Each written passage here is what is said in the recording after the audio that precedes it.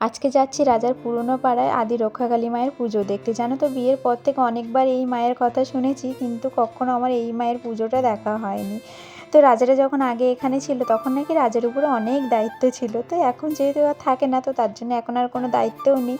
আর আজকে এসছি, এত পরিমাণে ভিড় হয়েছে সন্ধ্যাবেলা, তাই মানে পা দেওয়ার জায়গা নেই, এত পরিমাণে ভিড় হয়েছে। আর এই বেদিটার মধ্যে আর কি মাকে এনে বসানো হবে। তো মাকে এখনও আনা হয়নি, মাকে অনেক রাতে করে নিয়ে আসা হয়, আর মানে ভোরের মধ্যেই কিন্তু বিসর্জন দেওয়া হয়ে যায়। তো আমরা বেশ অনেকক্ষণ ছিলাম মেলার মধ্যে, তারপর টুকটাক ঘুরে ফিরে কেনাকাটা করে কিন্তু বাড়ি আসছিলাম। বাড়ি আসার পথে দেখছি যে মাকে নিয়ে যাওয়া হচ্ছে।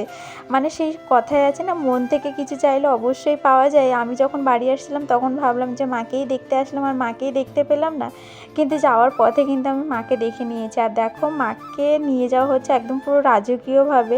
আর তোমাদেরকে একটু দেখাতে পারিনি, কারণ ও মানে এত পরিমাণে রাস্তাতে জ্যাম হয়ে গেছে, মাকে